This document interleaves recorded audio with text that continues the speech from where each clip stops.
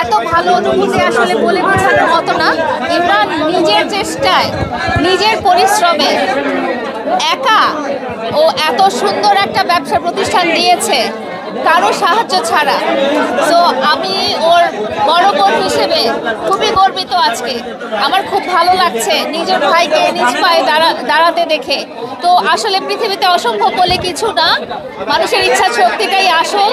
আল্লাহ তাআলা বাকি সৎ মানুষের, সঠিক মানুষের আল্লাহ তাআলা সহায় হন। আসলে লায়লার সাথে আমার কি সম্পর্ক এটা সবাই জানে। কেমন লায়লা আমাকে খুব স্নেহ করে, মায়া করে, অ্যাজ লাইক মাই মানে সিস্টার হিসাবে, বুঝতে পেরেছেন। আর কিছু মানুষ হিংসা করে যে বলতেছে যে মামুনের কাছ থেকে লায়লাকে বাগায় নিয়ে আসছি, ওইটা করতেছি, লায়লার সাথে আমি ঘুরতেছি। আমি ভাই খাম পাবলিক না, পরের টাকা ভাইঙ্গা খাই না, বাবার টাকা দিয়ে চলি, নিজে পরিশ্রম করে চলি, অন্যের উপর ডিপেন্ডেন্ট না। লায়লা আমার বড় বোন, বন্ধু, সব কিছু।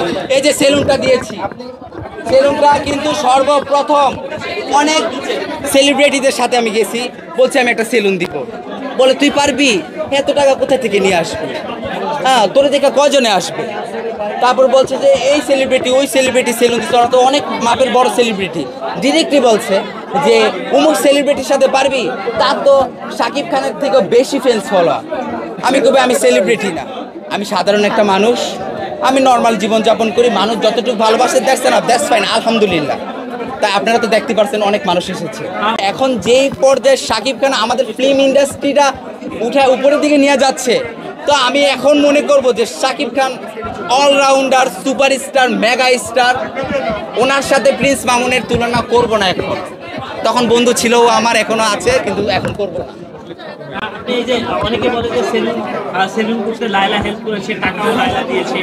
ও আচ্ছা শোনেন, তাহলে আপনাদের কাছে আমি সব কথা বলে দিই যে সেলুন, আমার সেলুনটা তৈরি করতে লায়লা আমাকে কত লক্ষ টাকা দিচ্ছে, ঠিক আছে? মানে যেই পরিমাণ টাকা দিচ্ছে শুনলে আপনারা অবাক হয়ে যাবে। তো প্রথমত হচ্ছে আমার টাকার খুব শর্ট পড়ছিল, প্রায় হচ্ছে 7 থেকে 8 লাখ টাকার শর্ট পড়ছে। আমি লায়লাকে বললাম যে লায়লা আমার তো টাকা না, বলছে কি ইমরান তুই কাজ বন্ধ রাখছিস কেন? আমি বলছি টাকা শর্ট পড়ছে। বল কত লাখ? বলছে যে 7 থেকে 8 লাখ টাকা। লায়লা বলো যে তাহলে আমি একটা কাজ কর, আমি তোর একটা চেক লিখে দেই, তুই এটা দে। আমি কই না, আমি নিব না। তুই যখন পারিস দিয়ে দিস, অ্যাটলিস্ট তুই সেলুনটা দাঁড়া করা। তারপর কি করলাম যে না, লায়লার কাছ থেকে ছোট করবো না, তাহলে পাবলিক হয়ে যাবো। যে লায়লা যে আমাকে এইটুকু ভরসা দিছে যে দিব, যে মানুষগুলো আমার পাশে ছিল, ইভেন কি যে মানুষগুলো আমি একটাই কথাই বলবো আপনাদের সবার কাছে, আমি চিরকৃতজ্ঞ। কারণ আমার অনেক দিনের ইচ্ছে ছিল যে আমার একটা নিজের বিজনেস হবে।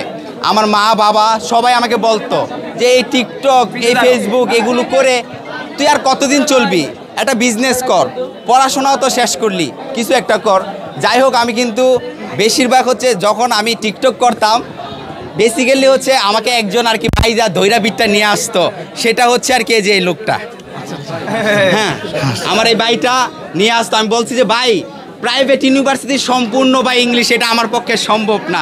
কয় তুই যা পারো লেখ ভাই, আমি আসি। তো আজকে আমি এই যে অ্যাডভোকেট লেখাটা পড়াটা শেষ করেছি একমাত্র এই আমার হাবিব ভাইয়ের কারণে, কারণ আমি তার ঋণ কখনো শোধ করতে পারবো না।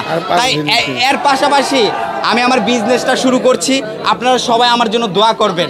আর কিছু মানুষ আছে আমাকে তাচ্ছিল্য করছে, যে ব্যাড কমেন্ট করতেছে যে সেলিব্রিটিরা সব নাপিত হয়ে যাচ্ছে। কোনো নাপিত, আমি মনে করি প্রত্যেকটা নিম্ন শ্রেণী থেকে উচ্চ শ্রেণী পর্যন্ত সবাই মানুষ, পেশা তো পেশায়।